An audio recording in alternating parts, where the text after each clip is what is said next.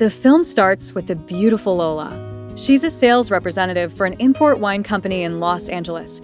As a sales representative, Lola's foremost duty is to sell and market the company business to various customers. Among her most precious clients is Hemis, a successful restaurateur with a number of upscale restaurants, and incidentally, one of Lola's closest friends. Inasmuch as Lola is about to leave the office, Hemis asks her to try a wine from the Vaughn family, a rare vintage rich in authentic flavor that is made in Sydney. The finest wine he has ever had, Hemis claims. But unfortunately, the Vaughn family has not had an official distributor in the United States yet. Hemis tells Lola that if she could get a deal with the Vaughn family, he'll carry their wine as house pour in all of his restaurants. When Lola returns to her company, Mythos Company, she is greeted warmly by her friend and co-worker, Adra. Adra is thrilled at Lola's success and attention she has been getting. Actually, Lola is going to be promoted to Regional Sales Manager, a big promotion, and in the meantime, Adra is attempting to meet her sales quota. She is aware that if she does not close a large sale tomorrow, she would be most likely to be fired by the company's CEO. Subsequently, Calder, the company's CEO, walks by and compliments Lola on her excellent performance. He also reminds her of being prepared for a key meeting scheduled the next day. Subsequently, Lola receives a call from the Vaughn family winery. They tell her that they're just waiting for the approval of the owner before going ahead. Lola reveals to Adra, confident with the good quality of Vaughn wine, that the pitch will be easy. That evening, while Lola is on her way home, she sees her father, Carlos, having dinner with two guests. Not wanting to be drawn into another exhausting conversation about her love life, she tries slipping in through the back door, but Carlos has already seen her. She is barely sitting at the table when Carlos and his friends begin peppering her with questions about her love life. Are you seeing anyone? When are you getting married? The questions clearly annoy Lola.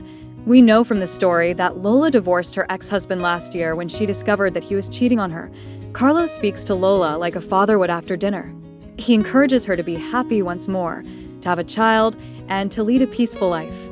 Even after everything that has transpired, Carlos reminds her that life is to move forward and not get stuck on the past.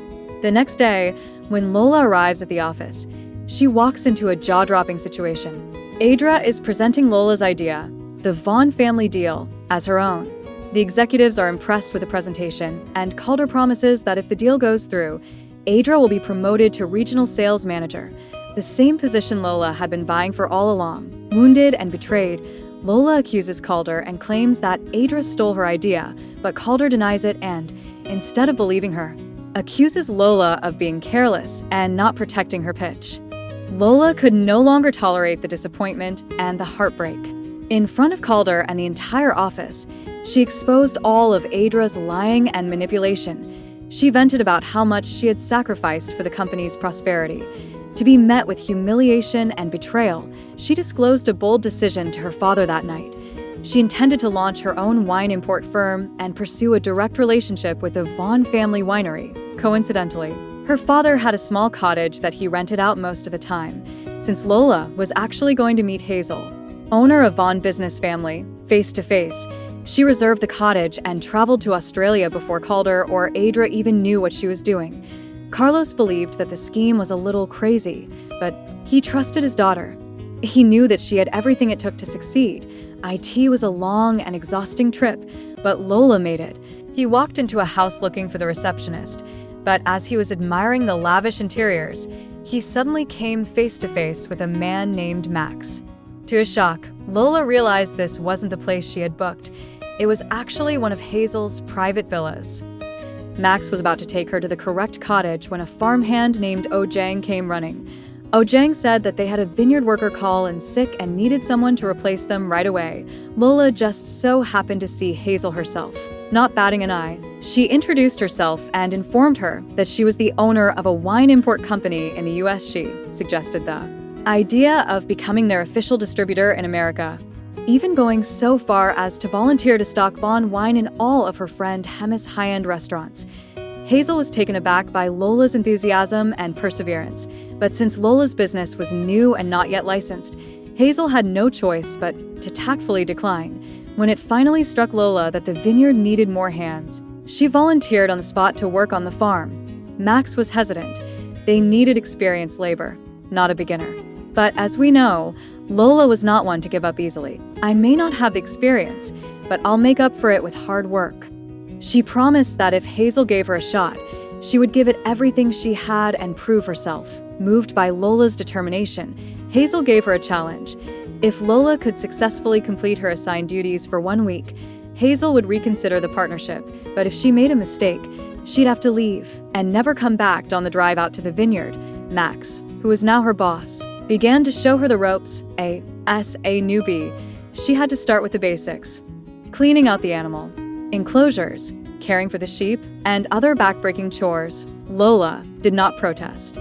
She realized that chasing big dreams sometimes required big sacrifices. While she chatted with them, Lola mentioned something that appeared to be her motto: "If you believe and work hard, a way will always appear."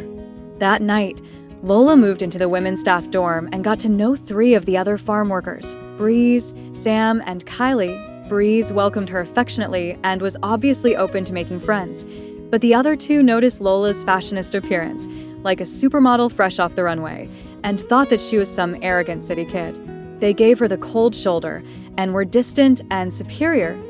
One time, when Sam was on a video call with a friend, Lola mistakenly inserted her laptop charger into the wrong outlet and cut off power to the entire dorm. The next day, Max went about teaching Lola the various jobs she would have to do: building fences, pen mucking out, separating sheep according to breed, and of course, preparing the feed. Lola, a city girl who'd spent not a single day in the country.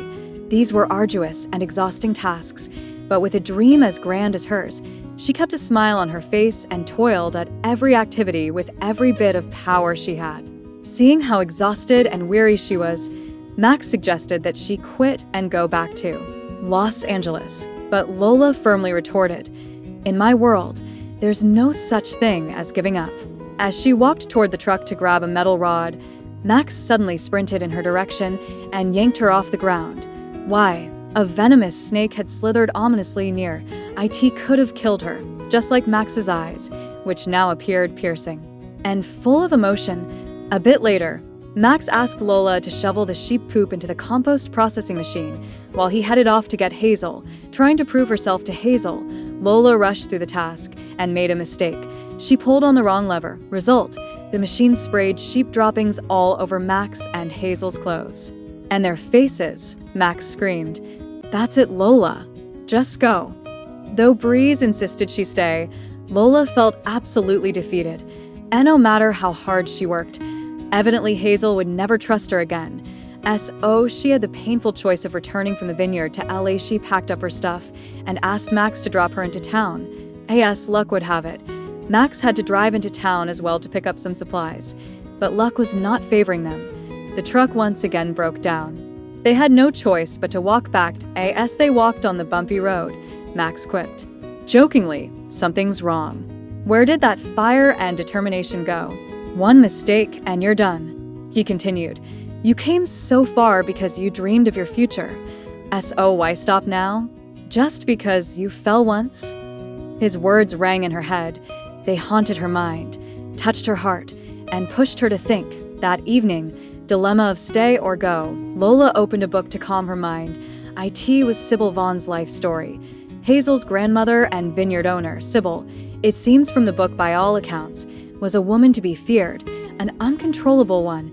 She built the entire estate on guts and determination. Following the death of her husband, just a young bride then, Sybil's story spoke volumes to Lola.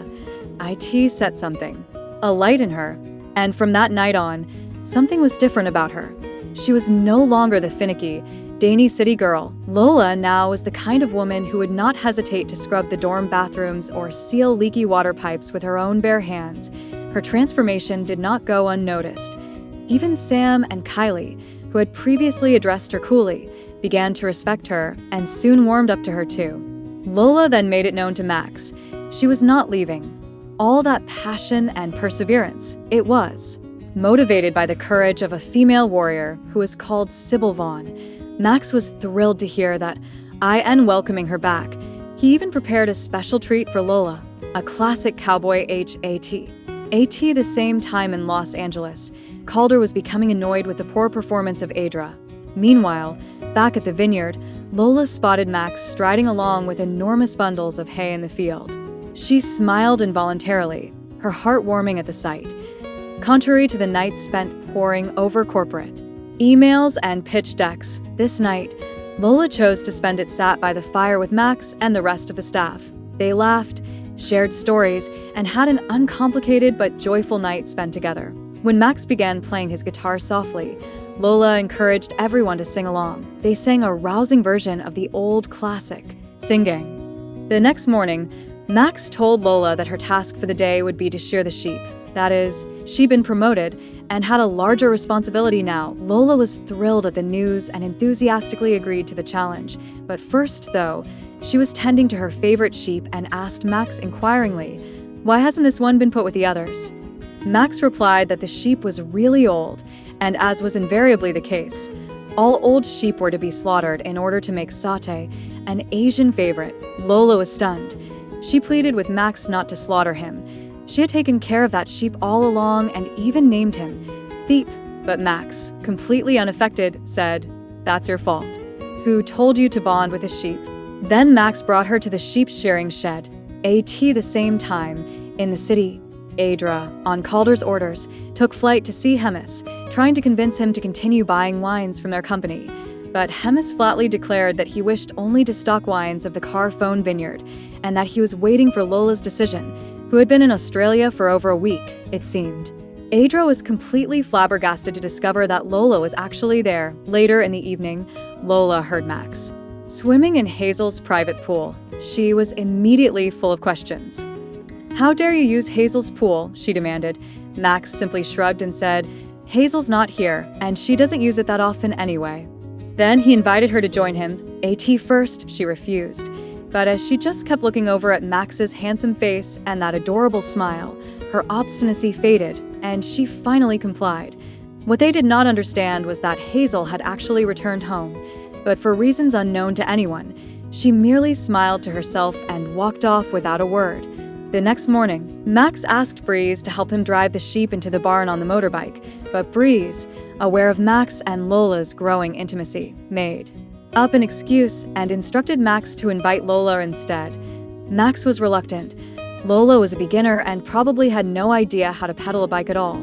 But as he found out, Lola jumped on like a pro and sped off like one too. Max was stunned. After herding the sheep, Max took Lola to a spot where he had played as a child. As they walked, Lola started asking him about his family life. Max, usually reserved and uncommunicative, struggled against it at first, but then opened up. He explained that his family were villagers for generations. He himself had been a bad boy and hot-headed as a youth. When his mother was diagnosed with cancer, instead of staying with her, he went into the city to live it up and party. But by the time he returned, it was too late. Max made a vow from that time on to stay in the village, to make up for the things he could not reverse. Lola's eyes lit up with emotion when she heard this as she looked out over the beautiful scenery. Meanwhile, at the Mythos Company, Adra finally informed Calder that Lola was at the Vaughn family house in Australia. Calder lost his temper and berated Adra. Then he instructed her to get ready for a journey to Australia that night. In the meantime, Lola and a few of the ranch hands went out to a local pub to celebrate a birthday. They giggled, danced, and enjoyed a merry, unforgettable evening. While Lola was at the bar ordering a drink, a stranger challenged her to a dart game. Confident and in high spirits, Lola accepted. Elsewhere, at Hazel's house, she and Max were playing a game of billiards while discussing Lola's business proposal. Max said, "Lola's talented and driven. If you just give her a chance, I know she could boost Carphone's wine sales." Then came a shocking revelation. Max was actually Hazel's biological brother. He had kept it all from all of them, not wanting to be involved again in wealth and fame as in the past. Max yearned for peace and quiet life in the countryside only. Among sheep, T.O. convinced Max. Hazel made an offer. "If you become the CEO of the company, I'll make Lola's company the sole distributor of Club F wines." But reluctantly, Max rejected her. Before leaving, Hazel counseled him, "If you truly love Lola, you need to be honest with her. Be honest with her." At the pub, the stranger, astonished at how good Lola was at darts, decided to cheat by altering the score. The result, an angry argument burst out and a fight ensued. Following the mess Lola and her friends had created at the bar owner phoned Max and insisted on being compensated for what was destroyed. But much to everyone's surprise, Max did not anger at all. In fact, seeing Lola's childish and immature behavior just made him smile. Later that night, after the other employees left, a heavily drunk Lola suddenly began talking about Max's mysterious and introverted nature and why he seemed to be harboring so many secrets. Ironically, Max was just about to tell her the truth at that exact moment, but since Lola wouldn't be quiet, he ended up just walking her home. The two of them did a vineyard tour together the following morning, but something still bothered Lola. How had Max been able to set up such a VIP visit so easily? Max claimed it was all due to Hazel. He then introduced Lola to Felix, the master vintner who was in charge of the Vaughn family wines. Felix explained that their wines were made from completely natural grapes, with not one chemical, made using old-fashioned, traditional techniques to preserve their natural flavor. As he offered Lola a sip, Felix explained that they had recently made a deluxe vintage, but because it was so rare and precious, it would only be released if Max gave his approval. This only intrigued Lola more, but Max, as always, expertly deflected the subject. Later, Max took Lola to a cabin in the woods, where they sat out the night by a cozy campfire, with the warmth of the fire and a bottle of wine between them. Atmosphere grew intimate and near. Lola pulled out a sketch she had done of Sibylla Von in her mind. Sibylla was a strong, inspiring woman, a woman who, in Lola's opinion, had been instrumental in the success of the Vaughn family. Lola wanted to give this drawing to Hazel, in the hopes that it might be used in the firm's new advertising campaign. This warm and convivial moment. Max suddenly promised Lola that her pet sheep, Thiep, would not after all be shipped off to the slaughterhouse. Lola was overjoyed and thanked him profusely. But since Australia is full of venomous snakes, Max decided to check Lola's mattress before they went to sleep. Good thing he did. A snake was hiding inside. To lighten the mood, Max asked Lola if she wanted to come outside and stargaze with him. But Lola, still shaken, asked nervously, "What if the snake comes back?" Max joked, "I'm a snake myself, and snakes don't mess with their own kind." At that moment, the mutual attraction between them peaked, smiles full of meaning, lingering gazes, and silences that spoke volumes. Max needed to confess. He was ready to tell her the truth. But before he could say the words, Lola couldn't hold back her feelings anymore and suddenly kissed him. The next morning, Max finally told her the truth. He was actually the grandson of the Vaughn family founder, and Hazel's biological brother. Lola didn't believe him at first. She said she'd been researching the Vaughn family tree for a while and had never met anyone called Max, but Max told him that with sufficient wealth and contacts, it's simple to eliminate electronic traces and documentary records. He told him that when his mother died, he had gone into sheep farming and made a fortune.